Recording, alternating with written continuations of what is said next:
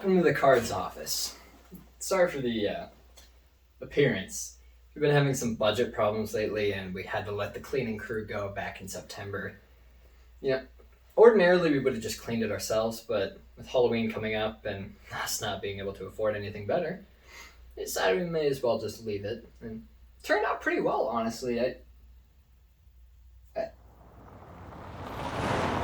have no idea who that is.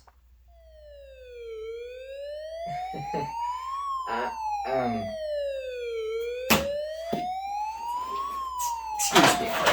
Just a second.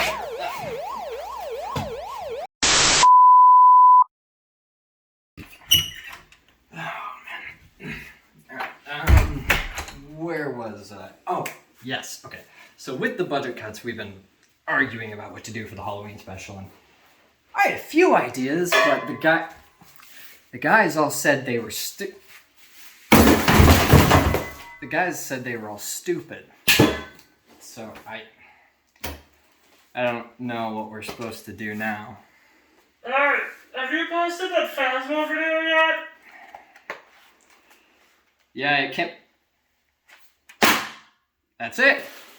Let's talk about the history and effectiveness of horror games up until our current favorite ghost hunting simulator, Phasmophobia. But to do that, we'll actually start with a movie, a Japanese movie to be precise. It's called Sweet Home, and it was released along with a video game of the same name for the Famicom. This game is typically called the first ever survival horror, and apparently had a big influence on Resident Evil. I mean, look at these pixels. You think some of these pixels had pixel kids who grew up to be pixels in Resident Evil? I sure do. I bet they're so proud. There were some other games that led up to it, but really the first major game to use the term survival horror was Resident Evil. And to be real, that shit was a spook fest back in the day. Even on the PlayStation, this game was... No, not that one, the other one. Thank you. Even on the PlayStation, this game was scary. Zombies would jump through walls at you, you had to shoot them multiple times, and you had to sort your inventory? You thought the puzzles in the game were hard. Try carrying all your weapons, and ammo, and health, getting it all set up nice and neat, and then you die, and it's all ruined again. Luckily, I don't have that problem in real life. It is getting kind of cold in here, though. I might be getting good. Resident Evil may have been one of the games to popularize the term, but a lot of people say that Silent Hill was the peak of survival horror back in the so-called golden age of horror. No, not that one. The Silent Hill franchise itself has a lot of history behind it, arguably the most notable of which is PT. In short, PT was a small horror game that became incredibly popular very quickly. It's actually often renowned as one of the greatest pieces of horror in modern history. It turned out that the name was actually an acronym for Playable Trailer, being a preview for Silent Hills, a future installment in the Silent Hill franchise. That sounds like they took the naming scheme from the Wii U. This was eventually cancelled upon the rough split between Konami and Kojima, and to add insult to injury, PT was pulled from all platforms, and any fan remakes of the game were quickly taken down as well. Konami didn't kill the series as a whole, they promised more would come, but by that time to many fans it was just too little too late. Both longtime fans of the series and just supporters of Kojima in general were very upset about how the company handled the series in the split. Messy business history aside, the game itself did a lot of things right. Silent Hill leaned away from the typical American horror movie gore and jump scares. Instead, we used a more Japanese-style psychological horror, having creepy things happen around you and being set in an environment like a misty town with high suspense levels. Also, Pyramid Head was there. Personally, this is a change I'm a large fan of. Jump scares are just often lazy and just get old quickly. They're basically the horror game equivalent of the "it was all a dream" story plot. And honestly, they can just ruin the atmosphere of a horror game. Psychological horror builds up all this suspense to keep you on edge. And even when your character isn't actually in any danger, the atmosphere the game has built just causes you to keep looking over your shoulder and jumping at every small creak you hear. These games tend to follow the principle that the image you make in your mind is often scarier than anything they can actually show you. Contrastingly, jump scares themselves tend to be predictable, and they prevent the creation of any mental image. building a game revolving around jump scares may be quicker and easier and therefore cheaper, but it makes the trade-off between a powerful, lasting feeling of suspense for some short, cheap adrenaline rush, and to me that's just a large drop in quality. There's actually quite a lot of interesting history regarding these prominent styles of video game horror. For example, the GameCube is actually largely responsible for Resident Evil moving towards more action elements in its formula.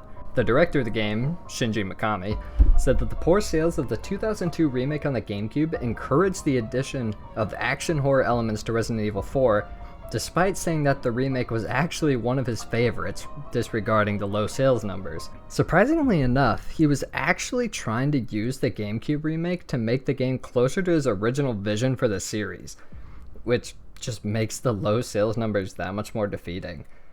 This change seems to have worked though, as sales numbers have followed an upward trend for the series since. Unfortunately for survival horror fans, this change was not an isolated incident. After the so-called Golden Age, survival horror games got more into the action horror genre, and don't you badmouth new horror games just because you keep playing the same game called Resident Evil every couple years. all the popular ones are just Kinda boring now, yeah, but there are plenty of really good indie horror games. Like this one I bought on Steam and never played until I got you this footage to use for it called The Path, which is just a bunch of Little Red Riding Hood knockoffs trying to get to Grandma's house, and walking through Grandma's house is the most horrific thing I've ever done ever. But I did it for the video. Are you okay? I did it for the video. Other than The Path, there have been plenty of fun indie horror games. Slender, The 8 Pages, Doki Doki Literature Club, eFootball 2020.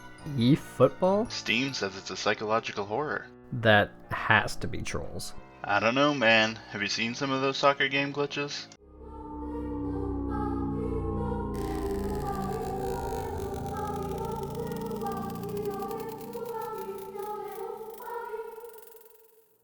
That's freaky. Don't get me wrong, I don't hate horror games. There's definitely a lot of shovelware and bloat in the genre, but that doesn't mean there aren't some modern gems.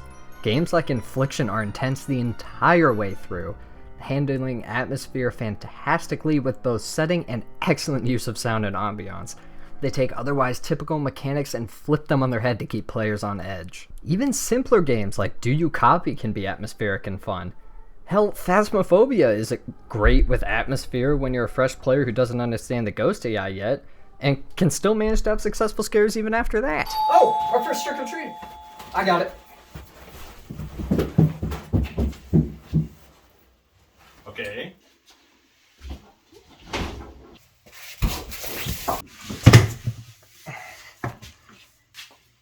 Whew, that could have been bad.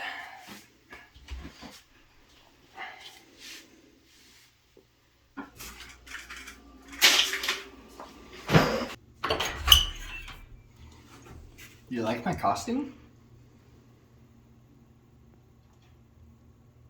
What I think is the best indie horror game is Amnesia: The Dark Descent. It was super well received by critics and the public alike.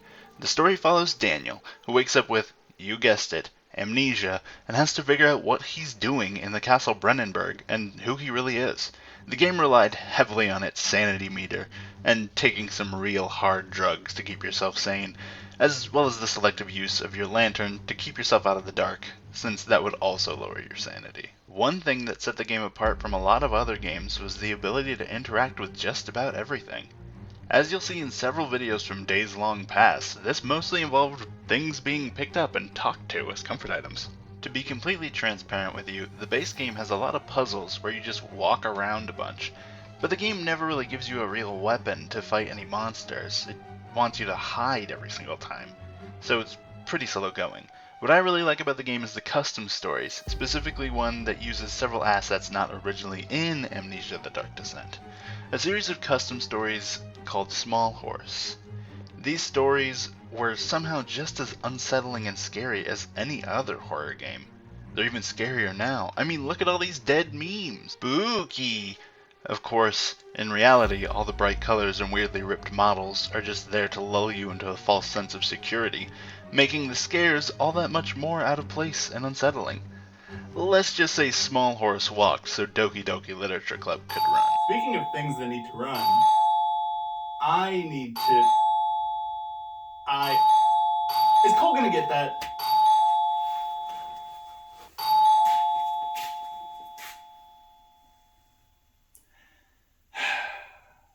I don't have time for this. Devin, could you come help me finish this special? Cole died again.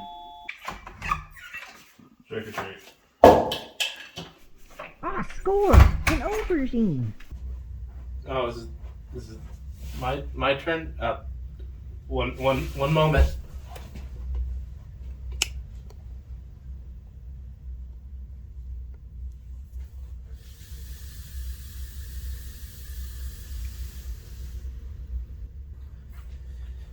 Alrighty, let's see, my turn, I suppose. Well, as we all know, for every good horror game, there's 3 bad ones. And fuck scripts, dude, no one ever follows them properly. But yeah, no, there's always 3 bad ones that most people will agree for the general public. However, they always find these cult followings. Like Baldi's Basics. Isn't this game just math? You literally run around the school doing math. If I wanted to run away from my teachers, I'd do that, I guess. Despite this seemingly simplistic base for a game, I've actually seen quite a bit in this community. There's been speedruns, different challenge runs that people have come up with, but perhaps the most interesting thing that I've seen personally is a video by a guy named Tech Rules, where he does a deep dive analysis on the AI code of Baldi's Basics. I highly recommend. Good watch. And you know we cannot talk about bad horror cult classics without bringing up the absolute one-trick pony king of the jump scare, Five Nights at... No, bad. Go away. Go. Get out of here. Nobody likes you anymore. Go film a food theory or something. Five Nights at Freddy's, or as the community calls it, FNAF. However, nowadays this is a bit confusing for some, as the recent indie video game, Friday Night Funkin', goes by a very similar acronym of FNAF, just minus the A. Now, the horror FNAF is highly regarded as the king of jump scares. This popular game where you perform a menial task for a corporate overlord of a dying business while dealing with some serious health code violations grew exponentially in popularity as famed YouTubers had their pants soiled on camera, as well as being one of the only games at the time to really monopolize the jump scare. The story of this game series is some of the most convoluted garbage I have ever seen, and definitely did not exist in the first installment, where the whole gimmick was press buttons until you win, or loud noise. By the way, the jump scare part is not the face showing up on your screen, it's the loud screaming. If you play the game sound off, there's really no fear in that. However, despite its flaws, FNAF did do one thing right. It popularized the clicking camera genres of game. Okay, that doesn't sound as fun when I say that out loud. Generally, these games all follow the same pattern. Check the cameras a few times and watch the normal events of whatever location you're in. Sure, some later installments introduced extra mechanics to balance along with watching cameras, but it can be safely summed up as micromanagement the game series. These kind of games were probably originally inspired by found footage films like Cloverfield or Blair Witch, but they also inspired stuff like This House Has People in It, which is honestly pretty creepy. I will admit the one thing I enjoyed was the implementation of a difficulty setting where you can customize the game's animatronics to be as hard or as easy as you want. As I mentioned earlier, the channel Tech Rules also has done a video on the AI of this game as well. For anyone interested in code and whatnot, I highly recommend him once again. Now, if we go back and look at what Cole said about how a psychological horror game can sometimes be more scary than an actual jump scare, this can often lead to a discrepancy of the two separate types of horror, where a game can't really rely on both to create a fully terrifying experience. This is just not true, however. Dead Space is actually a good example of combining both, in my opinion. The world around you does a great job depicting both what happened in the world, while also letting you, the player, piece together the story as they go on.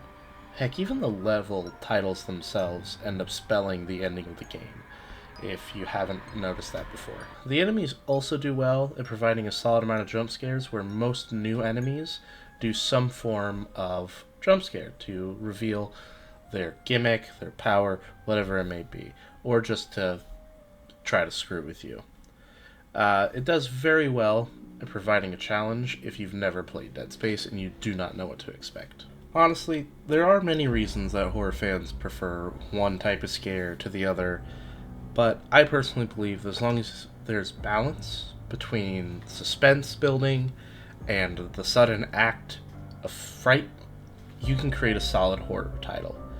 If you have too much suspense with not enough action, then you can potentially lead the player or viewer distraught that all there is build-up with no satisfying climax. This isn't to say this can't be done well, it's just kind of difficult to do one or the other. On the flip side, however, if there's too much action with not enough build-up, then it loses the flair and can become, oh no, X screamed, or whatever it may be. And you can end up just kind of predicting what's happening, and nothing is fun. You're kind of demuned to it. Another example that I can think of is actually another indie title by the name of Employee of the Month. That doesn't sound too scary, does it? Well, on first glance, you'd be right. Outside of basically the SpongeBob episode, Hash Slinging Slasher, where it's you go to work at night, the game follows a new employee coming in to cover a night shift and doing tasks that your boss assigns you. It sounds kind of familiar, at least in terms of do job for your boss to FNAF. Well, the horror part comes in when you start doing jobs your boss tells you not to because you can't progress otherwise, such as don't open this closet, don't go in my office, but then the boss calls you and he's like, hey, you do need to go in my office. And out of the corner of your eye while you're wandering the store, you see a security monitor, and you see something on it. That is the Employee of the Month. You now get curious, you go over to where you saw him based on relation to the camera, like the camera said he's in aisle 3. You go to aisle 3, there's nothing there. And that's when you realize he can only be seen through the monitors until it's too late. The rough graphic style is hard for some to get over, and I understand that.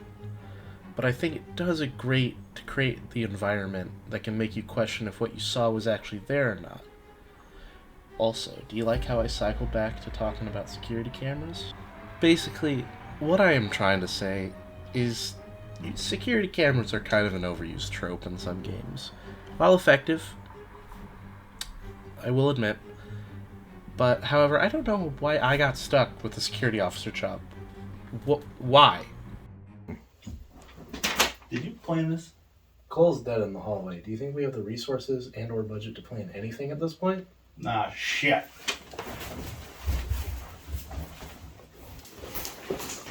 Stupid ass. Oh, shit. Okay, we're safe. Where are we going? Well, wherever we go, we need to make sure that we... Who's holding the camera? Don't worry about it. Well, okay, we need to finish this info thing. We were just about to go into more detail about how games create a compelling atmosphere for horror. Oh, right. There are many tried and true cliches that are used to set the scene in these types of games. Dark areas, spider webs, broken objects, etc. But a great horror game takes it to the next level. One great way to keep a player uneasy and constantly looking over their shoulder is to not present them with all the information. For example, you hear a noise, see something move, an object you're sure wasn't there before, whatever it may be. Something happens that you cannot explain yourself. This works wonders when paired with other psychological horror elements, as the player is likely to build up a terrifying mental image. Not knowing exactly what or where their danger is adds another layer of fear. The threat could be anywhere around you, and you may never know until it's too late. Alongside this, a horror game should be very picky with the information it does reveal to you. This is a technique called priming. By playing sounds, showing violent cutscenes, or incorporating dark imagery into your world, you can cause the player to start making associations in their mind and affect the state of mind they are in. Certain sounds can cause anxiety over an unseen threat, gruesome cutscenes cause fear that you may be next, etc. Using this technique with the right timing can be a fantastic way to manipulate the player's mindset prior to a climactic moment in your game. One such element these techniques can create is helplessness. A game on the Virtual Boy called Innsmouth no Yokata actually did this surprisingly well for the time. In this game, you navigate a maze full of enemies and items. Their positions are changed between playthroughs, however, so you never get to sit into the feeling of familiarity. The game's timer adds to this, as you can't waste any time. You need to move quickly and handle what the game throws at you. Games like Amnesia and Phasmophobia have you darting to a closet, afraid to move or make a sound for fear of meeting your end. These games leave you with no tools to defend yourself, only your courage to move forward and your newfound habit of constantly looking for places to hide. Once again, Dead Space does a great job of this when they first show you an enemy. The game gives you no tools and takes away your ability to defend yourself in general. Helplessness drives anxiety and fear, both vital ingredients for horror. Build the environment of a game around these emotions. Put the player in the protagonist's shoes. Make them feel what the character feels. Make them feel claustrophobic when crawling through tight spaces. Make them feel the moral dilemma of having to harm a character you have empathy for. Make them immersed. Once a game has these elements, it needs to capitalize on them. Properly handling a player's anxiety levels can make them more sensitive to fear. This is the main reason we dislike jump scares. One large jump scare dissipates all the anxiety you've built up throughout the game. It may be scary the first time, but each and every time the game does it, it gets residual results. Avoid cheap scares. Instead, building up the looming and seemingly inescapable threat around the player keeps them constantly afraid of what could happen. Suspense is often scarier than surprise, although unpredictable enemies and danger can have a strong effect. Think horror games and movies that use little girls as the violent killer. Again, this also doesn't mean that a jump scare can't be used. It can be used in world building as well, such as going through a long hallway, there's a big glass window, and there's a sudden bang on it. That can be the noise. You've seen it, but you didn't see what caused the noise. Like, you saw something hit the window, but you can't confirm what that was. That can be a jump build, I guess, of where it gets you lightly scared and still wondering what could it be. That said, a game can't be all suspense. If a player realizes they're not actually in any danger, the spooky sounds and effects all around them lose their impacts. They stop being hints of the threat creeping closer and become elements of a video game. The immersion is broken. For example, games where the player is running away from some unseen threat, but the threat never actually poses a threat. That's not to say it's impossible for these games to be fun, they just aren't good horror games. It tends to be very anticlimactic when an enemy has been built up throughout the whole experience, yet ends up not being nearly as scary as originally thought. Man, I'm glad we at least got the infographic for Phasmophobia done. Yeah, too bad Cole had to die though. I mean, that's kind of for the part of the course. Yeah, but is that a pumpkin? What? Yeah, no, that's a pumpkin just in the middle of the road. We can put Cole's ashes in it. Shit, you're right.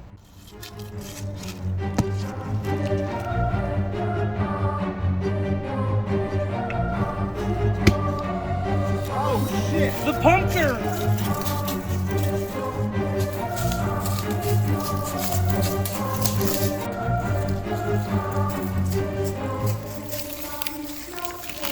Devin, no! This is the end, my friend!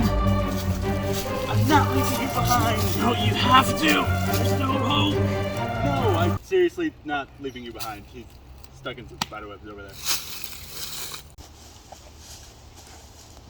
Oh. Oh, shit. Yeah.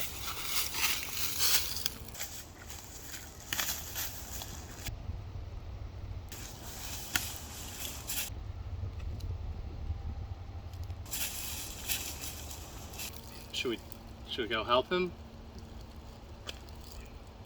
Yeah.